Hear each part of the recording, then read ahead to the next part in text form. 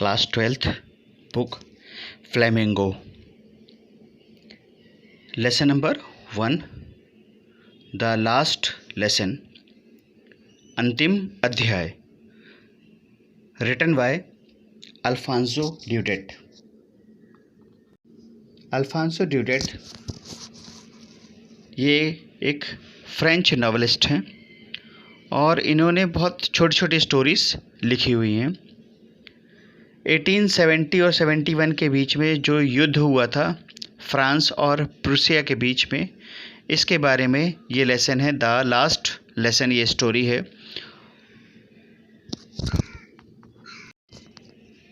इसकी जो 2 डिस्ट्रिक्ट हैं फ्रांस की, वो प्रूसिया के पास चली गई थी हारने के बाद, तो उसकी कहानी है इसमें। तो आइए लेसन को स्टार्ट करते हैं और इसका हिंदी अनुवाद भी करते हैं।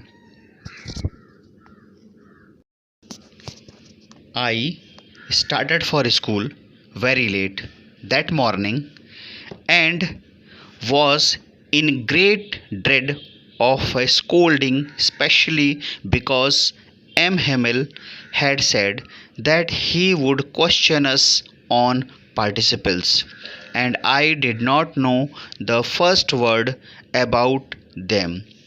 For a moment, I thought of running away and spending the days out of doors.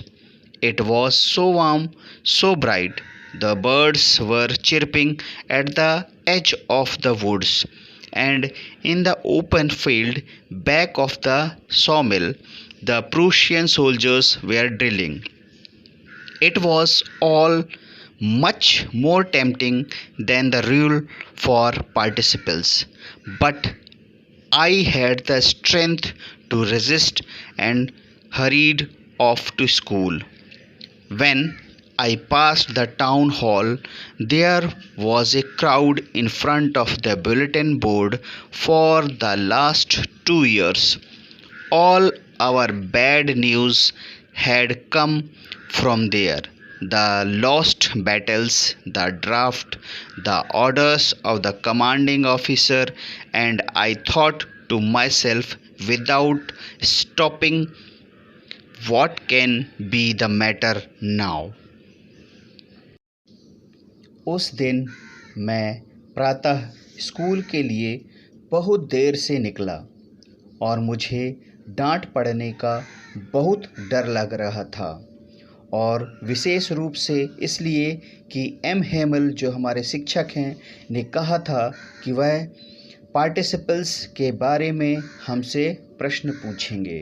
Participles वे शब्द होते हैं जो क्रिया और विशेषण का काम करते हैं।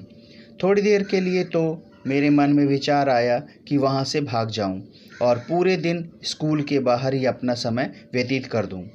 मौसम गर्म लेकिन सुखद था और अत्यधिक चमकदार था। जंगल के किनारे पक्षी चहचहा रहे थे और आरा मशीन जो सॉमिल है उसके मशीन के पीछे की तरफ खुले मैदान में प्रशियाई जो सैनिक थे वो ड्रिल कर रहे थे।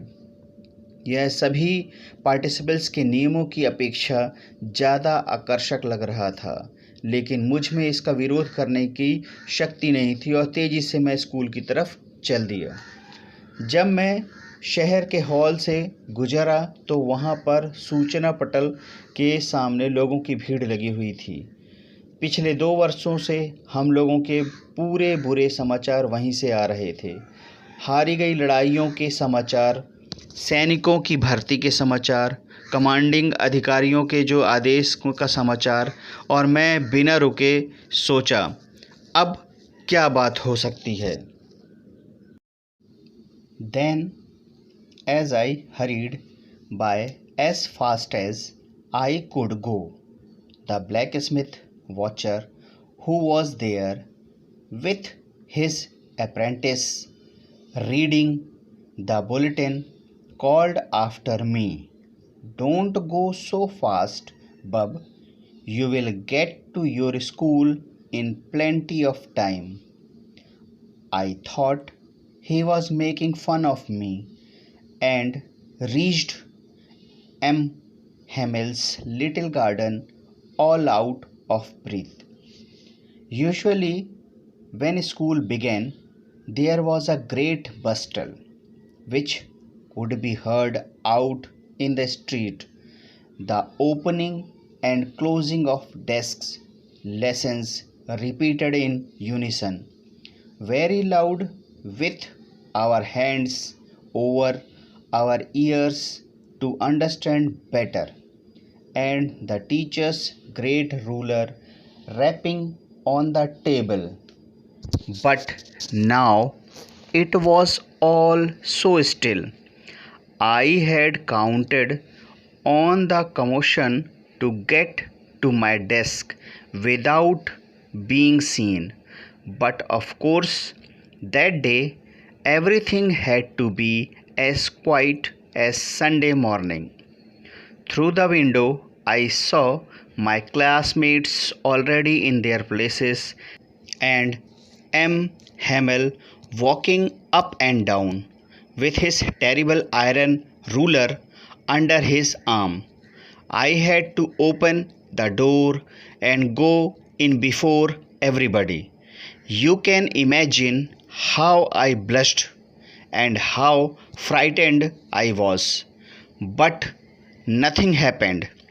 M. Hamel saw me and said very kindly, "Go to your place quickly, little Franz. We were beginning without you." तब मैं जितनी जल्दी वहाँ से गुजर सकता था उतनी तेज़ी से निकला तो लोहार वास्टर जो वहाँ अपने प्रशिक्षु या जो ट्रेनिंग लेते हैं के साथ थे, सूचना पटल को पढ़ रहे थे। जो नोटिस बोर्ड थी उसको पढ़ रहे थे। मुझे पीछे से पुकारते हुए कहा, "इतना तेज मत जाओ लड़के, तुम काफ़ी समय पहले स्कूल पहुँच जाओगे।" मैं सोचा वह मेरा मजाक उड़ा रहा था और मिस्टर हैमल के छोटे से बगीचे में हाँफते हुए पहुँच गया। सामान्यतः जब स्कूल शुरू होता था तो बड़ी चहल पहल हुआ करती थी, जिसे बाहर की गली तक सुनाई दिया करता था। जो हल्ला या शोरगुल होता था वो बाहर तक सुनाई देता था। डेस्कों का खुलना बंद होना, पाठों का एक साथ ऊंचे स्वर में दोहराना तथा अपने हाथों को अपने कानों पर रखना ताकि अच्छे से समझ में आ जाए, और अध्यापक का बड़ा सा डंडा मेज के ऊपर टक टक की आवाज़ करता हुआ सुनाई देता था। लेकिन उस दिन रविवार सुबह के समान सब कुछ शांत था। खिड़की से मैंने अपने साथियों को देखा। वे सभी पहले से ही अपने स्थानों पर थे और मिस्टर हैमल जो हमारे टीचर थे, अपने बड़े डंडे को लिए हुए ऊपर नीचे चक्कर काट रहे थे। लेकिन अभी तो सब कुछ शांत था। मैंने सोचा था कि मैं उस भगदड़ के बीच किसी को पता चलने बिना ही अपने डेस्क पर पहुंच जाऊंगा। लेकिन मुझे दरवाज़ा खोलकर सभी के सामने अंदर जाना पड़ा। आप अंदाज़ा लगा सकते हैं कि मैं कितना लज्जा से भर गया था और कितना डरा हुआ था। लेकिन कुछ भी नहीं हुआ। मिस्टर हैमल ने मुझे देखा और नम्रतापूर्वक बोले, "जल्दी से तुम अपनी जगह पर जाओ नन्हे फ्रेंच, हम तुम्हारे बिना ही पाठ को शुरू करने वाले थे।" I jumped over the bench and sat down at my desk. Not till then, when I had got a little over my fright, did I see that our teacher had on his beautiful green coat. मैं bench के ऊपर से कूदा और अपनी desk पर जाकर बैठ गया। जब तक मैं अपने भय पर थोड़ा सा काबू नहीं पा लिया, तब तक मेरी नज़र इस बात पर नहीं गई थी कि हमारे अध्यापक ने अपना सुंदर हरा coat, his frilled shirt and the little black silk cap, all embroidered, that he never wore except on inspection and prize days. Besides, the whole school seemed so strange and solemn. But the thing that surprised me most was to see on the back benches that were always empty, the village people sitting quietly like ourselves, old Haussers with his three-cornered hat, the former mayor, the former postmaster, and several others besides. Everybody looked sad, and Hauser had brought an old primer, thumbed at the edges, and he held it open on his knees with his great spectacles lying across the pages. While I was wondering about it all, M. Hamel mounted his chair and, in the same grave and gentle tone which he had used to me, said, "My children, this is the last lesson I shall give you. The order has come from Berlin to teach only German in the schools of Alsace and Lorraine. The new master comes tomorrow. This is your last French lesson. I want you to be very attentive." What a thunderclap these words were to me! Oh, the wrenches! That was what they had put up at the town hall.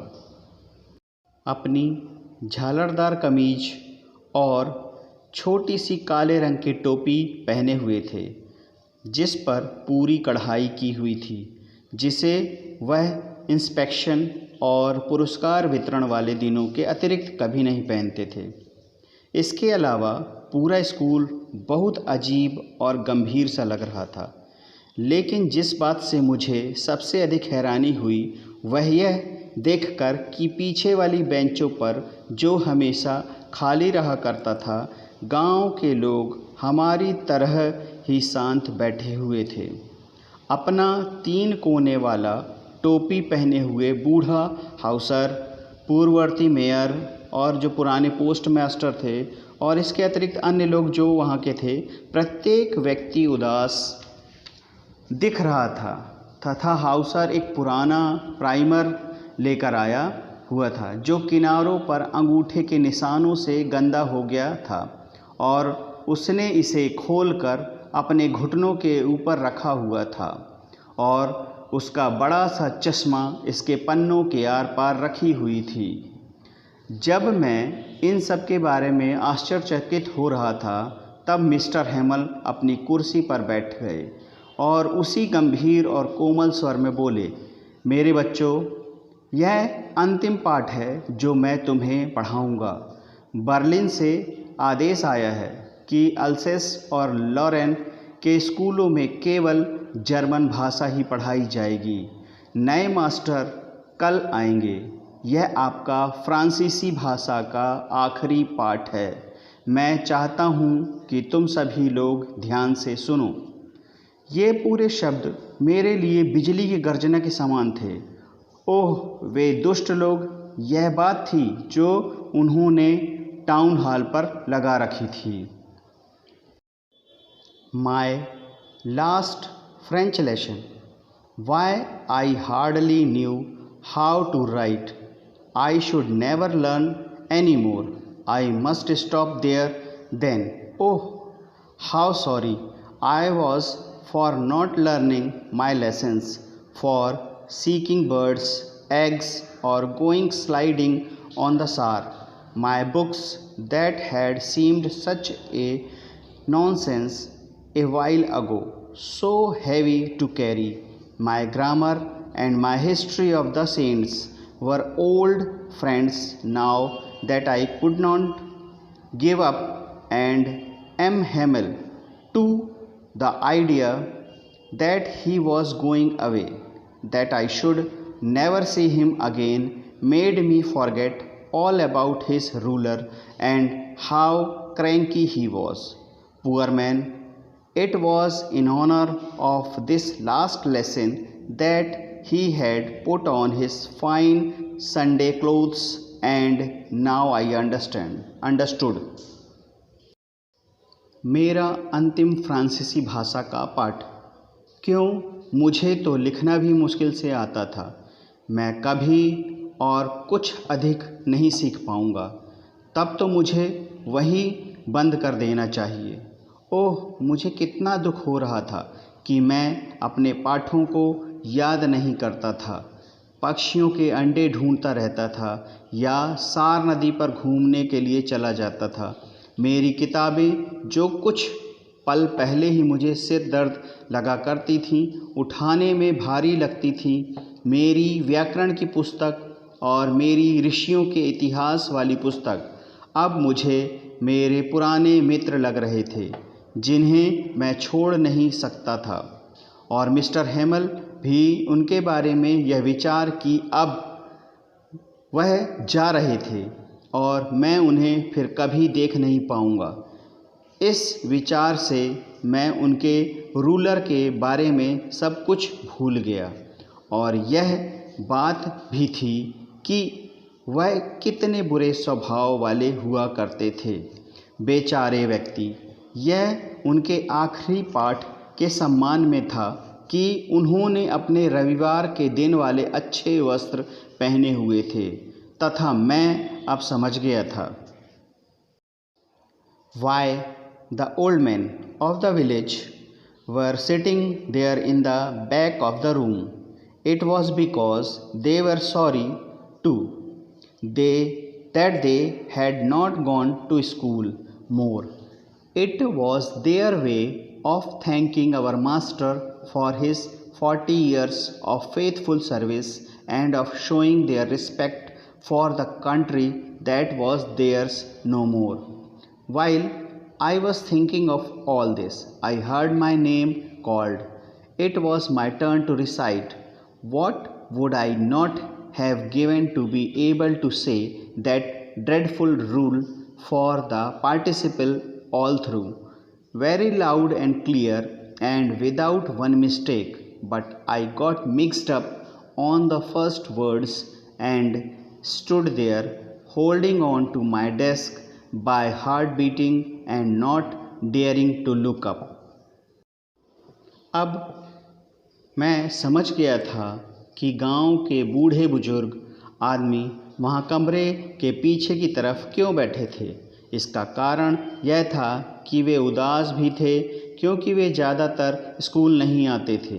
हमारे अध्यापक को धन्यवाद करने का उनका एक तरीका था। उनका कर्तव्यनिष्ठा से 40 वर्ष की सेवा के लिए तथा उस देश के प्रति उनका सम्मान व्यक्त करने का जो अब उनका नहीं था। जब मैं इन सब के बारे में सोच रहा था, तब मुझे मेरा नाम पुकारने का यह आवाज़ सुनाई दी। अब पाठ सुनाने की मेरी बारी थी। कृदंत के उस भयानक नियम को, पार्टिसिपल्स के जो नियम थे, ऊंचे और स्पष्ट स्वर में बिना कोई गलती किए और पूरा कह सकने के लिए क्या मैं तैयार नहीं था। लेकिन मैं पहले ही शब्दों में उलझ गया और वहीं अपनी डेस्क को पकड़े हुए खड़ा रहा। मेरा दिल धक धक कर रहा था। तब मैं ऊपर की तरफ देखने का साहस नहीं कर पा रहा था। I heard M. Hamel say to me, I won't scold you, little French. You must feel bad enough. See how it is. Every day we have said to ourselves, Bah, I have plenty of time. I will learn it tomorrow. And now you see where we have come out. Ah, that's the great trouble with Alsace.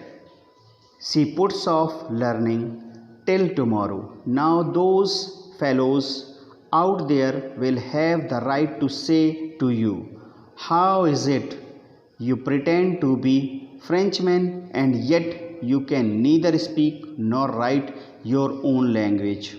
But you are not the worst poor little French.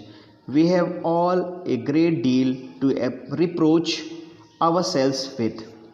Your parents were not anxious enough to have you learn. They preferred to put you to work on a farm or at the mills so as to have a little more money. And I have been to blame also.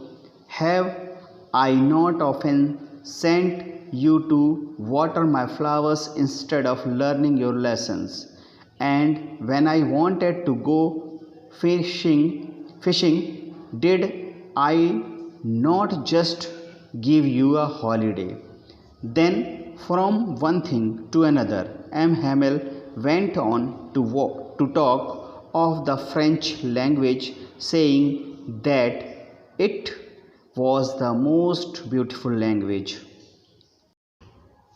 मैंने M Hemal को मुझसे कहते हुए सुना, मैं तुम्हें नहीं डांटूंगा नन्हे फ्रेंच, तुम्हें निश्चय ही काफ़ी बुरा लगा होगा।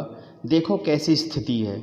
हम प्रतिदिन स्वयं से कह रहे हैं, अरे मेरे पास बहुत समय है, मैं इसे कल सीख लूँगा, और अब तुम देखो हम कहाँ आ गए हैं। ओह, अल्सेस के साथ सबसे बड़ी यही मुसीबत है, यहाँ के लोग सीखने का काम आने वाले कल पर टाल देते हैं। अब वहाँ बाहर बैठे लोग तुमसे ऐसा कहने का अधिकार रखते हैं। क्या बात है, तुम फ्रांसीसी होने का नाटक करते हो और उसके बाद भी अपनी भाषा ना तो बोल सकते हो और ना ही लिख सकते हो।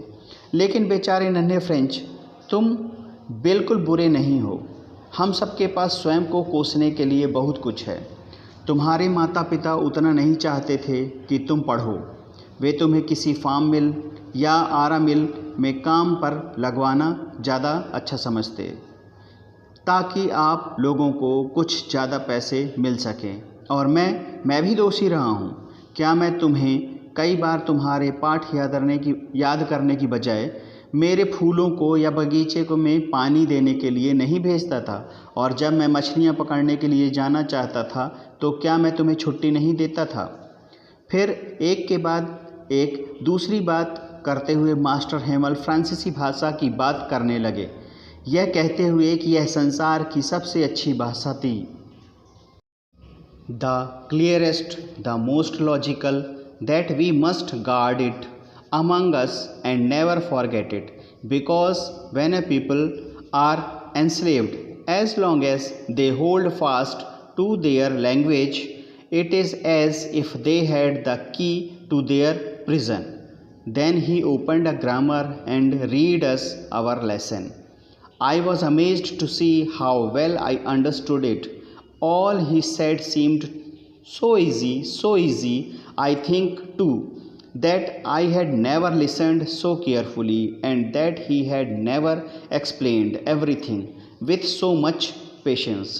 It seemed almost as if the poor man wanted to give us all he knew before going away, and to put it all into our heads at one stroke. एकदम स्पष्ट, सबसे तर्कपूर्ण, और यह कि हमें इसे अपने बीच संभाल कर रखनी चाहिए और इसे कभी भूलना नहीं चाहिए, क्योंकि जब कुछ लोग गुलाम बना दिए जाते हैं तो जब तक वे अपनी भाषा को अपनाए रखते हैं तो यह ऐसा होता है जैसे उनके पास जेल घर की चाबी हो। उसके बाद उसने व्याकरण की एक पुस्तक खोली और हमें हमारा पाठ पढ़कर सुनाए। मैं यह देखकर आश्चर्यचकित हो गया कि मुझे यह कितनी अच्छी तरह से समझ में आ गया था। जितनी भी बातें उन्होंने कही बहुत ही आसान लग रही थीं। मैं ऐसा भी समझता हूँ कि मैंने इतना ध्यानपूर्वक कभी नहीं सुना था, और यह भी कि उन्होंने हर बात को इतने धैर्य से कभी नहीं समझाए थे। ऐसा प्रतीत होता था कि वह बेचारा आदमी जाने से पहले हमें वे सभी बातें सिखा जाना चाहते थे जिन्हें वे जानते थे, और एक ही प्रयास में वे सब हमारे दिमाग में डाल देना चाहते थे। After the grammar we had a lesson in writing. That day M. Hamel had new copies for us, written in a beautiful round hand. France, Alsace. They looked like little flags floating everywhere in the schoolroom, hung from the rod at the top of our desk. You ought to have seen how everyone set to work and how quiet it was. The only sound was the scratching of the pens over the paper. Once some beetles flew in, but nobody paid any attention to them, not even the littlest ones, who worked right on tracing their fish hooks as if that was French too. On the roof, the pigeons cooed very low, and I thought to myself, will they make them sing in German, even the pigeons? Whenever I looked up from my writing, I saw M. Hamel sitting motionless in his chair and gazing first at one thing, then at another, as if he wanted to fix in his mind just how everything looked in that little schoolroom. Fancy, for 40 years he had been there in the same place, with his garden outside the window and his class in front of him. व्याकरण के बाद हमें लिखने का एक पाठ करवाया गया। उस दिन मिस्टर हेमल के पास हमारे लिए नई कापियाँ थीं, जिस पर बड़ी मोटी और सुंदर लिखावट में लिखा हुआ था फ्रांस अल्सेस, फ्रांस अल्सेस। वे छोटी छोटी झंडियों के समान लग रही थीं, जो कक्षा में सभी जगह फहरा रही थीं। हमारी डेस्कों के ऊपर छड़ी से लटकी हुई थीं। काश आप देखते कि सभी कैसे अपने काम में लगे थे और वहाँ कितनी शांति थी। केवल कागज़ के ऊपर कलमों के चलने की आवाज़ें आ रही थीं। एक बार कुछ कीट पतंगे उड़कर अंदर आ गए, लेकिन उनकी तरफ कोई ध्यान नहीं दिया। छोटे बच्चों ने भी नहीं, जो अपने अपने मछली कांटे ट्रेस करके बनाने में लगे हुए थे, मानो वह भी फ्रांसीसी भाषा ही हो। छत पर कबूतर बहुत धीमी आवाज़ में गुटर गुटर कर रहे थे और मैं अपने मन में सोचा, क्या वे उन्हें जर्मनी भाषा में गवाएंगे, कबूतरों को भी? जब कभी मैं अपने लिखने के काम से नज़र को ऊपर उठाता तो मैं मास्टर हेमल को अपनी कुर्सी पर निश्चल बैठे हुए देखता, तथा कभी वह एक चीज़ को टकटकी लगाए हुए देखते और फिर कभी दूसरी चीज़ को, मानो वह अपने मन में बांध कर रखना चाहते हों कि उस छोटे से स्कूल के कमरे में प्रत्येक चीज़ कैसी लगती थी। जरा सोचिए, 40 वर्षों से वह उसी जगह में रहता था। खिड़की से बाहर की तरफ उसका बगीचा तथा उसके सामने की तरफ उसकी कक्षा बिल्कुल वैसे ही। Just like that, only the desks and benches had been worn smooth. The walnut trees in the garden were taller, and the hopvine that he had planted himself twined about the windows to the roof. How it must have broken his heart to leave it all, poor man, to hear his sister moving about in the room above, packing their trunks, for they must leave the country next day. बिल्कुल वैसे ही, केवल desk और bench घिस घिस के चिकने हो गए थे। बाग में अखरोट के पेड़ पहले से बड़े हो गए थे तथा फूलदार बेल जो उसने स्वयं लगाई थी वह खिड़कियों के सहारे बल खाती हुई छत तक पहुंच गई थी। इन सब को छोड़कर जाने से उसका दिल कैसे टूटा होगा। बेचारा आदमी अपनी बहन की इधर उधर चलने की आवाज़ को सुनकर, जो ऊपर वाले कमरे में अपने ट्रंकों में सामान बांध रही थी, क्योंकि उन्हें अगले दिन देश को छोड़कर जाना था। But he had the courage to hear every lesson to the very last. After the writing, we had a lesson in history, and then the babies chanted their bye boo down there at the back of the room. Old Hauser had put on his spectacles and, holding his primer in both hands, spelled the letters with them. You could see that he too was crying. His voice trembled with emotion, and it was so funny to hear him that we all wanted to laugh and cry. Ah, how well I remember it, that last lesson. All at once the church clock struck 12. Then the Angelus. At the same moment, the trumpets of the Prussians returning from drill sounded under our windows. M. Hamel stood up very pale in his chair. I never saw him look so tall. My friends, said he. I, but something choked him. He could not go on. Then he turned to the blackboard, took a piece of chalk, and bearing on with all his might, he wrote as large as he could, Vive la France. Then he stopped and leaned his head against the wall, and without a word he made a gesture to us with his hand. School is dismissed. You may go. लेकिन उनके प्रत्येक पाठ को अंत तक सुनाने का साहस था। लेकिन लिखने के बाद हमें इतिहास में एक पाठ पढ़ाया गया और फिर बच्चों ने अपना बा बे बी बो बू वाला गाना गाया। कमरे के अंत में पीछे की तरफ बूढ़े हाउसर ने अपनी ऐनक पहन ली थी तथा अपने कायदे को दोनों हाथों में पकड़े हुए उनके साथ मिलकर अक्षरों का जोड़ कर रहा था। आप देख सकते थे कि वो रो भी रहा था। उसकी आवाज़ भावुक होने के कारण कांप रही थी और उसकी आवाज़ सुनने से ऐसा विचित्र लग रहा था कि हम सब हंसना और रोना चाहते थे। ओह, वह अंतिम पाठ मुझे कितनी अच्छी तरह से याद है। अचानक चर्च की घड़ी में 12 बजने की आवाज़ सुनाई दी। फिर उसके बाद दोपहर वाली प्रार्थना हुई। उसी समय पर्शियन सैनिकों के नगाड़ों की आवाज़ हमारी खिड़कियों के नीचे की तरफ से सुनाई दी जाने लगी, जो ड्रिल से आवाज़ आ रहे थे। मिस्टर हैमल, जो काफ़ी उदास दिखाई दे रहे थे, अपनी कुर्सी से उठकर खड़े हो गए। मैंने कभी उन्हें इतना लंबा प्रतीत होते नहीं देखा था। मेरे मित्रों, उसने कहा, मैं, लेकिन किसी बात से उनका गला रुंध गया। वे अपनी बात जारी नहीं रख पाए। फिर उन्होंने श्यामपट्ट की तरफ मुँह किया, चाक का एक टुकड़ा लिया और अपनी पूरी ताकत का सहारा लेते हुए जितना बड़ा लिख सकते थे लिख दिए। फ्रांस अमर रहे।